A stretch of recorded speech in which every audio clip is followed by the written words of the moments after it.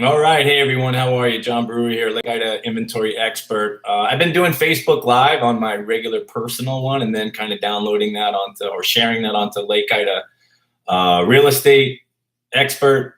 I'm just trying all kinds of things here, trying to get the most views. So we're also going to do a YouTube Live. So basically, I'll do this twice. So we've got two new listings. This is March 8th, 2019. Coming at you with two new listings I think are pretty unique in the sense that they kind of show the two sides of Lake Ida, the dichotomy between the lower end, not lower end, but the more expensive houses and then the higher end luxury. So the first house I want to talk about is 316 Beverly Drive. It's on sale now for $629,900. And that should be a clue that it's Brian Bowles because that's the way he prices it. I believe he read the same book I did that mentions pricing like that. You never want to do a number like on the head, 700 or 650. You want to do 635 and 900, something along those lines, because it makes it look like you were sitting there with a pen and paper and kind of going through everything. Anyway, 609, about 7,000 square foot lot, 3-2 bedroom.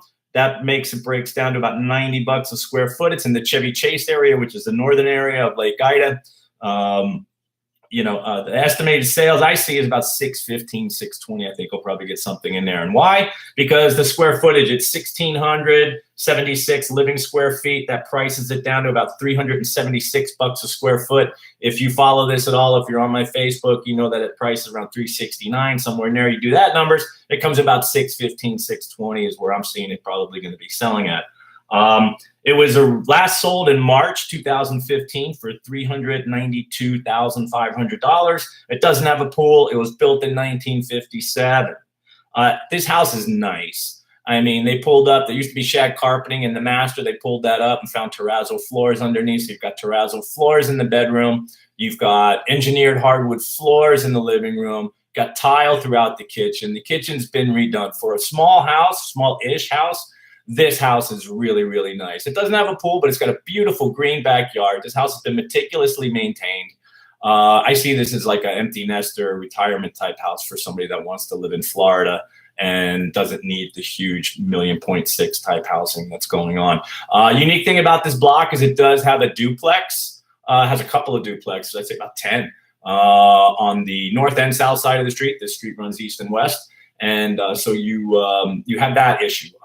I think it would bring the value down a little bit. So when we say 369, that's the average. We might be down around 365, somewhere in that neighborhood to find a good selling price. It all depends on the buyer. It all depends. When I say these things, nothing's written in stone. You never know who's out there. You get the right buyer at the right time and you have a sale.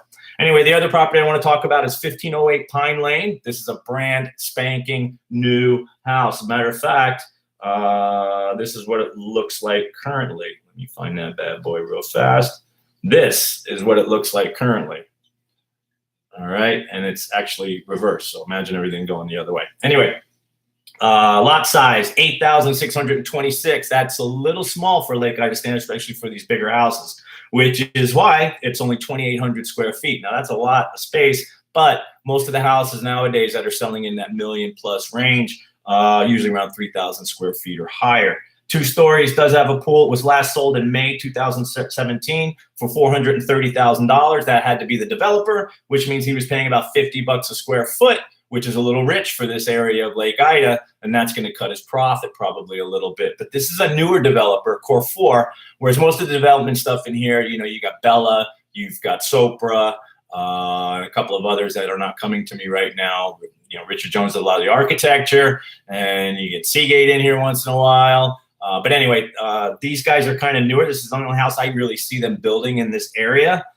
So maybe they wanted to get in, so they were willing to pay a little bit more for the property. It's a private street. Like I said, it's a Core 4 homes. And, like I said, this kind of shows you both sides of what's going on in Lake Ida. This house to the north, $600,000. Another house, basically double the price. In a different area. But that's what I love about Lake Ida. You have got $600,000 homes right next to $1.6 million homes.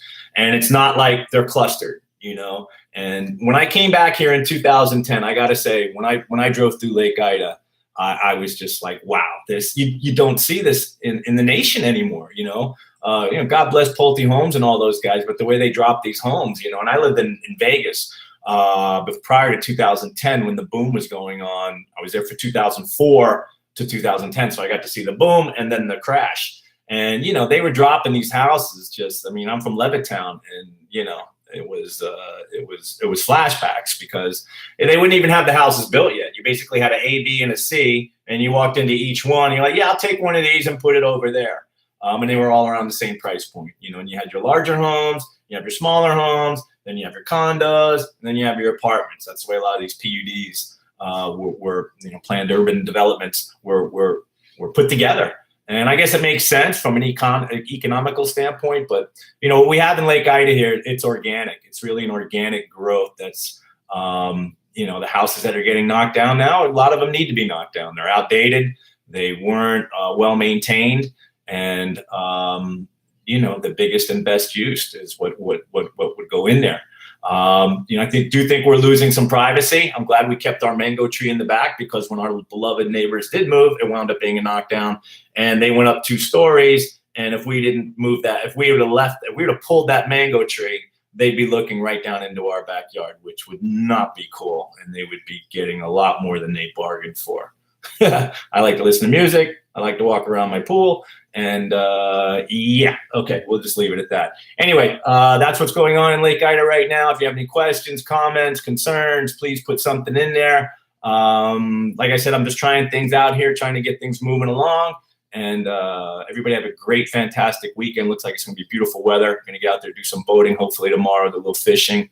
And just be cool to each other, man. You know, it's a beautiful world. Take care.